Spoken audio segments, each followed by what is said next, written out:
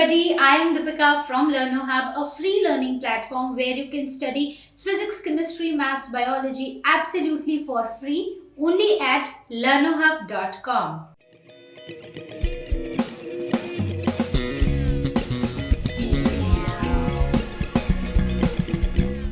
तो बच्चों, आज हम डिस्कस करने वाले हैं क्लास 12 बायोलॉजी का नेक्स्ट चैप्टर जो कि है ecosystem.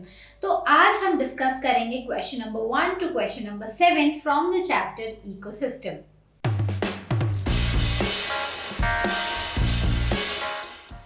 Question number 1, fill in the blanks.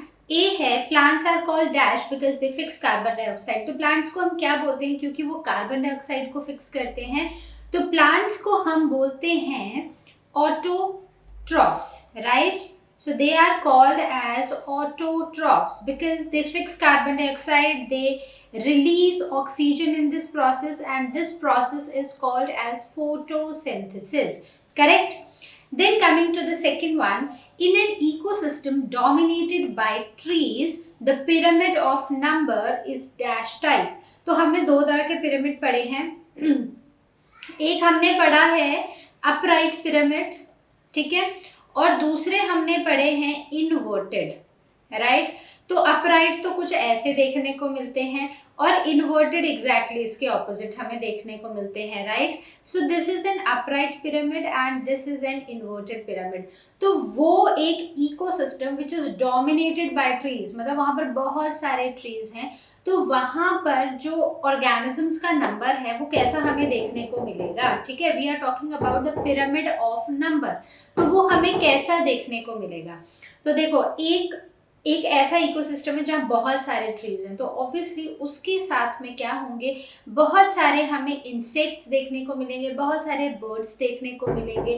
तो अगर हम ओवरऑल नंबर की बात करते हैं तो जितने हमारे पास ट्रीज हैं उससे भी बहुत ज़्यादा नंबर में क्या होंगे, बर्ड्स और insects. So this is going to be inverted type, क्योंकि ट्रीज कम होंगे, फिर उससे ज़्यादा से बर्ड्स है, फिर उससे भी ज़्यादा हमारे पास क्या है, insects हैं। So this is going to be inverted, correct? Then C, in aquatic ecosystems the limiting factor for the productivity is, एक ecosystem में जो limiting factor है productivity का वो क्या है?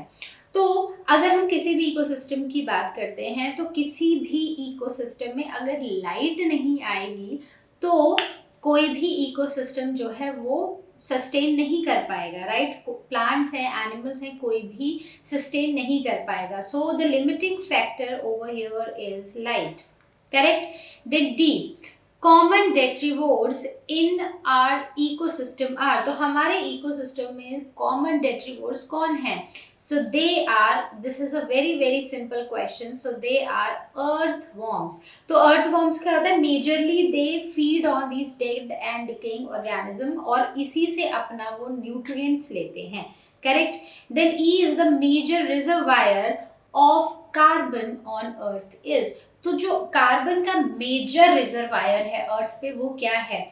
So those are oceans, right? Oceans क्यों? क्योंकि around 37,000 billion tons of carbon is stored where? In ocean. So this is the largest reservoir of carbon on earth, correct? So let's see our next question. Question number 2, which of the following has the largest population in food chain? तो out of the given 4 किसकी population सबसे ज़्यादा होती है एक food chain में? तो क्या वो producers हैं, क्या वो primary consumers हैं, या वो secondary consumers हैं, या फिर वो decomposers हैं? तो सबसे ज़्यादा जो पॉपुलेशन होती है वो होती है डीकम्पोजर्स की। अब डीकम्पोजर्स में बहुत सारे ऑर्गेनिजम्स आते हैं, जैसे इसमें आते हैं माइक्रोब्स, ठीक है? माइक्रोब्स आते हैं, माइक्रोब्स में भी अलग अलग तरह के बैक्टीरिया हैं, फंजाई हैं, और ये बहुत ही माइन्यूट ऑर्गेनिजम्स हैं, माइक्रोस्कोपिक ऑर्गेनिजम्स हैं, और जो कि हम नेकेड आई से नहीं देख सकते, लेकिन एक छोटी सी जगह पे इनका नंबर जो है वो बहुत ज़्यादा होता है। मतलब अगर आपको ऐसे कुछ एक ग्रोथ दिखाई दे रही है माइक्रो ऑर्गेनिजम्स की, ठीक है, एक जगह पर, तो यहाँ पर ना बहुत सारे billions lakhs billions of microbes होंगे, बिकॉज ये इतने छोटे होते हैं। जब ये बहुत सारे एक साथ इकट्ठे हो जाते हैं तो वो हमें बहुत मतलब ऐसे कुछ अलग से एक स्ट्रक्चर दिखाई देने लगता है। तो basically these decomposers they are in the largest number in a food chain, ठीक है। और ये वही है जो डेड और डिकेइंग ऑर्गेनिजम्स को क्या करते हैं, उनको डीकम्पोज करते हैं और उनसे न्यूट्रिएंट्स को रिलीज करते हैं। Correct. Question number 3, the second trophic level in a lake is. तो फाइटोप्लैंक्टन, जूप्लैंक्टन, बेंथोस और फिशेस। तो एक लेक में, तो बेसिकली हम एक एक्वेटिक इकोसिस्टम की बात कर रहे हैं, तो उसमें सेकेंड ट्रॉफिक लेवल कौन सा ऑर्गेनिज्म होता है? क्या वो फाइटोप्लैंक्टन्स होते हैं, जूप्लैंक्टन्स होते हैं, बेंथोस होते हैं, और आर दे फिशेस? तो अगर हम ट्रॉफिक लेवल की बात करें तो सबसे पहले एक एक्वेटिक जो इकोसिस्टम है उसमें आते हैं फाइटोप्लैंक्टन्स, राइट, फाइटोप्लैंक्टन्स। करेक्ट। तो ये actually these are the producers, ठीक है। इनके ऊपर फीड कौन करता है? Who feeds on these? So zooplanktons, right? Zooplankton. तो कौन आएगा? This is the first trophic level and this is the second trophic level. So this means the correct option here is B. Okay. Question number 4. Secondary producers are herbivores, producers, carnivores और none of the above. तो अगर हम एक normal ecosystem की बात करें तो producers तो हमें पता है कौन होते हैं, ठीक है। तो लेकिन सेकेंडरी प्रोड्यूसर्स कौन होते हैं? तो सेकेंडरी प्रोड्यूसर्स कोई नहीं होते हैं। We have producers, so they are the plants, right. So plants are the producers and rest all the organisms they are directly or indirectly they are dependent on these plants, ठीक है। तो plants हैं, plants को खाएंगे herbivores, herbivores को खाएंगे carnivores। so सिर्फ ये producers हैं, इसके सिवा अगर हम इनकी बात करें so these are not the producers, they are the autotrophs and they all are heterotrophs, right। so the option will be none of these, correct. तो यहाँ पर सिर्फ ये खाना बना रहे हैं और ये प्राइमरी प्रोड्यूसर्स हैं, ये भी खाना अपना खुद नहीं बना रहे हैं और ना ही ये बना रहे हैं। Correct. Question number 5, what is the percentage of photosynthetically active radiations, जिसको हम in short बोलते हैं PAR, in the incident solar radiations। तो क्योंकि बहुत सारी लाइट है, ठीक है, धूप आई, बहुत सारी लाइट आई, अब उसमें से कौन कितनी परसेंटेज है which is photosynthetically active radiations, जिनको हम बोलते हैं, मतलब वो लाइट जो फोटोसिंथेसिस में हेल्प करती है। So out of 100% only 50% of the rays that we receive on earth they are PAR, that is photosynthetically active radiations। और ये जनरली अगर हम इनकी वेवलेंथ की बात करें तो ये होती है from 400 to 700 nanometres. Correct. Question number 6, differentiate between, a है grazing food chain and detritus food chain. तो ग्रेजिंग फूड चेन और डेट्रिटस फूड चेन में क्या डिफरेंस है? तो ग्रेजिंग फूड चेन जो होती है वो स्टार्ट होती है फ्रॉम ग्रीन प्लांट्स। तो यहाँ पर ग्रीन प्लांट्स जो होते हैं ना, दे आर द प्रोड्यूसर्स, और यहीं से ये फूड चेन स्टार्ट होती है। इसमें एनर्जी का ट्रांसफर होता है from producers to herbivores into carnivores, right. और वहीं पर अगर हम डेट्रिटस फूड चेन की बात करें तो ये फूड चेन स्टार्ट होती है from dead and decaying organic matter and from decomposers, और इसमें सेप्रोफाइट्स होते हैं, ठीक है। तो बेसिकली जो हमारे डीकम्पोजर्स होते हैं उनसे ये फूड चेन स्टार्ट होती है। Then comes to the second difference, that is energy. तो ग्रेजिंग फूड चेन में हमें पता है प्लांट्स प्रोड्यूसर्स हैं और वो कहाँ से एनर्जी लेते हैं? They take energy from the sun, right. तो यहाँ पर सोलर एनर्जी को यूटिलाइज किया जाता है। वहीं पर डेट्रिटस फूड चेन में बायोमास एनर्जी को यूटिलाइज किया जाता है। इसमें डेट्रिटस को यूटिलाइज किया जाता है जो भी डेड और डिकेइंग ऑर्गेनिक मैटर हैं उनके ऊपर डीकम्पोजर्स फीड करते हैं और उनसे एनर्जी, उनसे अपने न्यूट्रिएंट्स लेते हैं। Correct. So these are the differences between these two. अगर हम ग्रेजिंग फूड चेन की बात करें ना तो यूजुअली इसमें बड़े बड़े ऑर्गेनिजम्स इन्वॉल्व हैं, जैसे ट्रीज हैं, जैसे ह्यूमंस हैं, डियर है, अर्थ है। So the organisms are at the macro level, right. वहीं पर अगर हम डेट्रिटस फूड चेन की बात करते हैं ना, तो इसमें यूजुअली जो ऑर्गेनिजम्स है ना, वो हमें सॉइल में दिखाई देंगे, जैसे अर्थ फॉर्म्स हैं या फिर माइक्रो ऑर्गेनिजम्स हैं। तो इसमें माइक्रोस्कोपिक ऑर्गेनिजम्स भी आते हैं, और ये जनरली सॉइल में ये सारा जो फूड चेन है वो चलता रहता है, ठीक है। तो I hope this is clear. Let's see our b part. B part, differentiate between production and decomposition. तो बहुत ही सिंपल से डिफरेंस है। Production, we are producing something, right. So it is the process of formation of fresh biomass from inorganic matter by producers using sunlight, right. तो इसमें क्या होता है, हम फ्रेश बायोमास बनाया जाता है, ठीक है, यूजिंग सोलर एनर्जी। और यहीं पर डीकॉम्पोजिशन में क्या होता है, ये जो कॉम्प्लेक्स ऑर्गेनिजम्स हैं, बेसिकली यहाँ पर क्या हो रहा है, सिंपलर फॉर्म्स को मिला के कुछ कॉम्प्लेक्स ऑर्गेनिक मैटर्स बनाए जा रहे हैं।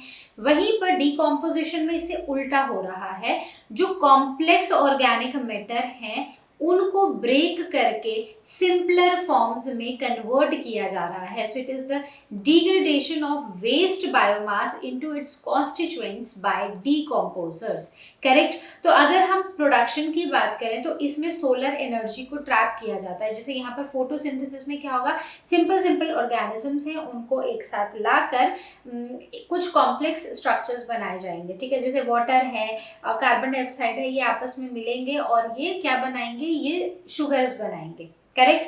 वहीं पर डीकॉम्पोजिशन में क्या होगा, यही कॉम्प्लेक्स ऑर्गेनिजम्स को ब्रेक करके सिंपलर फॉर्म्स में कन्वर्ट किया जाएगा। तो इसमें सोलर एनर्जी को हम ट्रैप करते हैं, because this is basically photosynthesis, right. और यहाँ पर हम क्या कर रहे हैं, एनर्जी को उन कॉम्प्लेक्स ऑर्गेनिजम्स से, उन कॉम्प्लेक्स कंपाउंड्स से हम रिलीज कर रहे हैं। तो एनर्जी इज रिलीज्ड। अगर हम प्रोडक्शन की बात करें तो ये एक एनाबॉलिक प्रोसेस है, मतलब एक ऐसा प्रोसेस जिसमें हम कुछ सिंपल चीज़ों को मिला के कुछ बना रहे हैं, ठीक है। वहीं पर डीकॉम्पोजिशन की बात करें तो डीकॉम्पोजिशन एक कैटाबॉलिक प्रोसेस है, मतलब कि कुछ कॉम्प्लेक्स चीज़ों को हम तोड़ रहे हैं, ठीक है। We are breaking down something, so that is a catabolic process, correct. Let's see our next difference. C part, differentiate between upright and inverted pyramid. तो अपराइट और इन्वर्टेड में क्या फर्क है, तो डायग्राम तो बहुत ही क्लियर है यहाँ पर। This is an upright pyramid and this is inverted, ठीक है। तो अगर हम बात करें से अपराइट पिरामिड के, तो इसमें क्या होता है कि अगर हम नंबर की बात करते हैं तो यहाँ पर नंबर ऑफ ऑर्गेनिजम्स जो होते हैं वो नीचे से ऊपर की तरफ को कम होते जाते हैं। मतलब जैसे प्रोड्यूसर्स में ज़्यादा नंबर ऑफ ऑर्गेनिजम्स होंगे, और जैसे जैसे ये primary consumer, secondary consumer, tertiary consumers तक ये पहुंचेंगे, ये पिरामिड पहुंचेगा, तो नंबर जो है वो डिक्रीज होता जाएगा, ठीक है। तो वही हम यहाँ पर देख रहे हैं, ये एक पिरामिड है, तो ये प्रोड्यूसर्स हैं, तो प्रोड्यूसर्स का नंबर काफ़ी ज़्यादा है। उसके बाद प्राइमरी का थोड़ा कम हो गया, सेकेंडरी का और कम हो गया, और टर्शरी में और कम नंबर ऑफ ऑर्गेनिजम्स रह गए। So there is decrease in number and decrease in biomass from producers to the tertiary consumer levels, right. वहीं पर अगर हम इन्वर्टेड की बात करते हैं तो इन्वर्टेड पिरामिड में क्या होता है कि हमारे पास नीचे तो कम नंबर ऑफ ऑर्गेनिजम्स होते हैं, मतलब it starts with less number of organisms. जैसे कि हमने एक फिल इन द ब्लैंक भी किया था कि एक ऐसा इकोसिस्टम जहाँ पर ट्रीज हैं, ठीक है, तो वहां पर पिरामिड कैसा बनेगा, trees are the primary producers, ठीक है, तो वहां पर कैसा पिरामिड बनेगा, तो ट्रीज हैं तो बहुत सारे, लेकिन उनके ऊपर रहने वाले, उन पे अपना घर बनाने वाले, उनसे अपना न्यूट्रिशन लेने वाले बहुत सारे ऑर्गेनिजम्स हैं, जैसे बर्ड्स हैं, इंसेक्ट्स हैं। तो ट्रीज कम नंबर में होंगे, उससे ज़्यादा होंगे बर्ड्स, उससे भी ज़्यादा होंगे बग्स, और उससे भी ज़्यादा होंगे फ्लीज। तो ये जो पिरामिड है ये हमें कुछ ऐसा दिखाई देगा, नीचे कम है और ऊपर की तरफ को जो ऑर्गेनिजम्स का नंबर है वो बढ़ता जा रहा है। So this is inverted. So there is increase in number and biomass from producers to tertiary consumer levels, right? Then comes the next pyramid of energy. जो हम अपराइट पिरामिड की बात कर रहे हैं ना, इसमें एनर्जी एक एग्जाम्पल, अगर हम एग्जाम्पल की बात करें, so we can write the pyramid of energy. क्योंकि जब हम एक इन अपराइट पिरामिड की बात करते हैं, तो जैसे सोलर एनर्जी प्रोड्यूसर्स ट्रैप कर रहे हैं, तो सोलर एनर्जी ट्रैप करने के बाद ये जो प्रोड्यूसर्स है ना, ये कुछ ही amount of energy next trophic level में भेजते हैं। ठीक है, तो अगर यहाँ पर से 100% है एनर्जी, तो यहाँ पर सिर्फ 10% जाएगी, फिर यहाँ प्राइमरी कंज्यूमर का 10% जो है वो इधर जाएगा, फिर उसका 10% इधर जाएगा। ठीक है, तो ऊपर की तरफ को जो एनर्जी है वो कम होती जाती है, राइट। सो अपराइट का एग्जाम्पल है पिरामिड ऑफ एनर्जी। अब अगर हम इन्वर्टेड पिरामिड की बात करते हैं, तो इसमें आता है pyramid of number and pyramid of biomass. तो नंबर का तो हमने देख लिया कैसे नंबर डिक्रीज हो रहा है, और वैसे ही बायोमास भी डिक्रीज हो रहा है, जैसे हम नीचे से ऊपर की तरफ को जा रहे हैं। Correct. Question number 6 D part, differentiate between food chain and food web. तो बहुत ही सिंपल डिफरेंस है, जिसको हम एक छोटे से डायग्राम के साथ भी देखेंगे। पहले हम डिफरेंसेस डिस्कस कर लेते हैं। सबसे पहले अगर हम फूड चेन की बात करें, तो फूड चेन में जो एनर्जी का ट्रांसफर होता है from producers to top consumers through a series of organisms. तो होता क्या है, अगर ये प्रोड्यूसर्स हैं, फिर जाएगा प्राइमरी कंज्यूमर्स, फिर सेकेंडरी कंज्यूमर्स, फिर टर्शरी कंज्यूमर्स आएंगे। तो ये एक सीरीज में एनर्जी का ट्रांसफर होता है। वहीं पर अगर हम फूड वेब की बात करें ना, तो फूड वेब में बहुत सारी फूड चेन्स जो है वो आपस में ज्वाइन हुई होती हैं। ठीक है, तो इसमें क्या होता है कि because these food chains they are interconnected, तो ये एक वेब लाइक स्ट्रक्चर बना देती हैं, और ये जो एनर्जी का ट्रांसफर है ये इधर से उधर होता रहता है, right. So the food chains are interconnected with each other forming web like patterns, right. और इसमें क्या होता है, एक हमें स्ट्रेट लाइन से दिखाई देती है, एक सीरीज ऑफ ऑर्गेनिजम्स दिखाई देते हैं। अगर हम फूड चेन की बात करें, तो एक ऑर्गेनिज्म जो है वो एक ही पोजीशन होल्ड करता है। ठीक है, लेकिन अगर हम फूड वेब में देखें, तो एक ऑर्गेनिज्म जो है वो बहुत सारी पोजीशंस होल्ड करता है। क्यों? क्योंकि एक ऑर्गेनिज्म अलग अलग फूड चेन से कनेक्टेड होता है, मतलब एक ऑर्गेनिज्म बहुत सारी फूड चेन्स में होता है। So one organism can hold more than one position, right. Food chain देखें, तो फूड चेन यूजुअली हमें स्ट्रेट दिखाई देगा, या फिर हम ऐसे देखेंगे कि it proceeds in a progressive straight line. वहीं पर अगर हम फूड वेब की बात करते हैं, तो हमें इसमें बहुत सारी ब्रांचिंग देखने को मिलती है। ठीक है, तो ये तो हम सब कुछ पढ़ ही रहे हैं। अब हम इन दोनों का ना डायग्राम देखते हैं, तो ये जो सारी चीजें हैं ये वहां पर जाके रिवाइज करते हैं, राइट। तो चलिए देखते हैं डिफरेंसेस पिक्टोरियल फॉर्म में, राइट। तो ये फूड चेन भी है हमारे पास और फूड वेब भी है। तो हमने बोला था कि फूड चेन में क्या होता है कि एक ही सिंगल लाइन में हमें सारी की सारी वो प्रोग्रेसिव फूड चेन दिखाई देती है। ठीक है, तो जैसे ये प्रोड्यूसर्स हैं, ठीक है, प्लांट्स आर द प्रोड्यूसर्स। अब यहाँ पर डियर है जो प्लांट्स को खाएगा, फिर वुल्फ है जो डियर को खाएगा, और when these all organisms will die, then decomposers will come into the picture, and again these nutrients they will get released from these organisms, और वो किसको मिल जाएंगे? प्लांट्स को, और ये ऐसे ही फूड चेन चलती रहेगी, राइट। वहीं पर अगर हम फूड वेब की बात करते हैं, तो यहाँ पर बहुत सारी फूड चेन्स जो हैं वो इंटरकनेक्टेड होती हैं। जैसे ये हमारे प्लांट्स हैं जो कि प्रोड्यूसर्स हैं, इनको खाएंगे ग्रास हॉपर्स, इन्हीं प्लांट्स को बर्ड्स भी खाएंगे, और इन्हीं को स्क्विरल भी खाएंगी। ठीक है, तो ये तीन जो है वो इसी से न्यूट्रिशन को डराइव करेंगे। ठीक है, अब ग्रास हॉपर को बर्ड्स भी खाएंगे और इनको स्क्विरल भी खाएगी, करेक्ट। वैसे ही अब बर्ड्स को फॉक्स भी खाएगा और बर्ड्स को ईगल भी खाएगा, करेक्ट।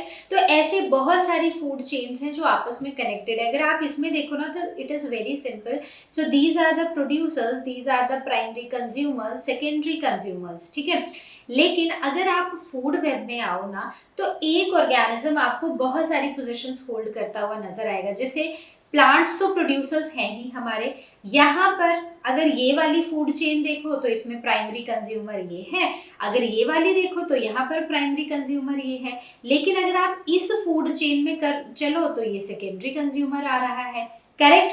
तो मतलब एक ऑर्गेनिज्म जो है, अगर हम इस बर्ड को ही देखते हैं तो ये अलग अलग फूड चेन्स में अलग अलग पोजीशन होल्ड कर रहा है। और अगर हम फूड वेब की बात करें तो मल्टीपल पोजीशंस ये एक फूड वेब में इसकी मल्टीपल पोजीशंस है। करेक्ट। तो क्लियर हुआ हमें। डिफरेंस जब आएगा तो आप डायग्राम से भी इसको शो कर सकते हो, so that will be good. Question number 6, E part differentiate between litter and detritus, right. तो अगर हम लिटर और detritus की बात करते हैं ना, तो बेसिकली दोनों ही वेस्ट मटेरियल्स हैं, ठीक है। मतलब जो भी वेस्ट हम अपने आसपास देखते हैं दोनों वही हैं, लेकिन एक बहुत ही सिग्निफिकेंट डिफरेंस है दोनों के अंदर। तो लिटर की अगर हम बात करते हैं तो लिटर क्या है, जो भी हम वेस्ट देखते हैं ग्राउंड के ऊपर, जैसे अगर पेपर वेस्ट है, क्लॉथ का वेस्ट है, से ग्लास वेस्ट है, वेजिटेबल वेस्ट है, प्लांट वेस्ट है, एनिमल वेस्ट है, ये सारा का सारा लिटर में आता है, ठीक है। वहीं पर अगर हम डेट्रिटस की बात करें तो इसमें जो वेस्ट की हम बात कर रहे हैं वो कर रहे हैं सिर्फ प्लांट्स और एनिमल्स के वेस्ट की, that too above the ground और बिलो द ग्राउंड। करेक्ट। तो what is litter? It is all kind of waste which is present above the ground, right. Detritus is the dead remains of plants and animals. Litter हमें सिर्फ ground के ऊपर देखने को मिलता है, ठीक है। कूड़ा करकट से broken cans, broken things from home, से ब्रोकन टॉयज, तो ये सारी चीज़ें, ये हर तरह का वेस्ट जो है वो लिटर में आता है। और डेट्रिटस जो है it can be seen above the ground और बिलो द ग्राउंड। लिटर जो होता है इट कैन बी बायोडिग्रेडेबल, जैसे कि अगर उसमें कोई से वेजिटेबल या एनिमल वेस्ट है so that will be biodegradable. लेकिन वहीं पर कुछ से सिंथेटिक क्लॉथ्स का वेस्ट है, कुछ प्लास्टिक वेस्ट है, so that all will come under non biodegradable waste, right. लेकिन क्योंकि डेट्रिटस में सिर्फ हम प्लांट्स और एनिमल्स के वेस्ट की बात कर रहे हैं, so this is a biodegradable waste, right. तो सिंपल है, दोनों में डिफरेंस, दोनों वेस्ट ही है लेकिन अलग अलग तरह के वेस्ट हैं, right. Question number 6, F part differentiate between primary and secondary productivity. तो प्राइमरी और सेकेंडरी प्रोडक्टिविटी में क्या डिफरेंस है? तो प्राइमरी प्रोडक्टिविटी होती है rate at which organic matter is build up by the producers, और सेकेंडरी प्रोडक्टिविटी का मतलब है rate at which this organic matter is build up by the consumers. तो यहाँ पर प्रोड्यूसर्स ऑर्गेनिक मैटर बना रहे हैं और यहाँ पर कंज्यूमर्स बना रहे हैं। Then there is synthesis of fresh organic matter from inorganic matter. तो यहाँ पर ऑर्गेनिक मैटर बन रहा है किससे? फ्रॉम इनऑर्गेनिक मैटर, ठीक है। जैसे प्लांट्स हैं, that is the primary productivity. Plants जो है वो फोटोसिंथेसिस से खाना बना रहे हैं, तो वो कुछ इनऑर्गेनिक मैटर को कंबाइन करके कुछ ऑर्गेनिक मैटर बना रहे हैं। वहीं पर अगर हम सेकेंडरी प्रोडक्टिविटी की बात करते हैं तो इसमें सिंथेसिस होता है organic matter from plants organic matter, मतलब हम प्लांट से कुछ ले रहे हैं और उससे फिर अपना से ऑर्गेनिक मैटर बना रहे हैं, right. So this is the difference between primary and secondary productivity. Question number 7, describe the components of an ecosystem. तो हमें इकोसिस्टम के कंपोनेंट्स को डिस्क्राइब करना है। सबसे पहली बात कि ये जो इकोसिस्टम है ये क्या होता है? इकोसिस्टम बेसिकली एक ऐसा सिस्टम है जहाँ पर लिविंग ऑर्गेनिजम्स अपने सराउंडिंग्स के साथ इंटरैक्ट करते हैं, right. So living organisms they interact amongst themselves, मतलब आपस में लिविंग ऑर्गेनिजम्स इंटरैक्ट करेंगे और अपने सराउंडिंग एनवायरनमेंट के साथ in order to perform some nutrient cycle, some energy flow, decomposition and productivity. तो इन सब के लिए जो लिविंग ऑर्गेनिजम्स हैं वो इंटरैक्ट करते हैं, राइट।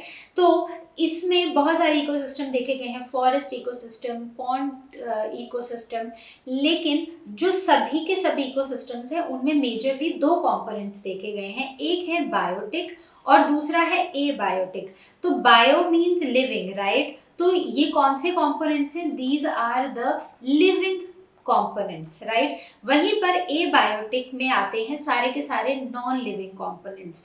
तो डिटेल में एक बार डिस्कस कर लेते हैं लिविंग और नॉन लिविंग कंपोनेंट्स को। तो अब डिस्कस करते हैं बायोटिक और एबायोटिक कंपोनेंट्स को। तो सबसे पहले एबायोटिक कंपोनेंट्स देखते हैं। तो एनवायरनमेंट में जितने भी नॉन लिविंग कंपोनेंट्स हैं, जैसे कि लाइट है, टेम्परेचर है, वाटर है, सॉइल है, एयर है या फिर इनऑर्गेनिक न्यूट्रिएंट्स हैं, तो ये सारे के सारे आते हैं एबायोटिक कंपोनेंट्स में। करेक्ट। दूसरे आते हैं हमारे बायोटिक कंपोनेंट्स, मतलब लिविंग कंपोनेंट, जैसे कि प्लांट्स हैं, एनिमल्स हैं, डीकम्पोजर्स हैं।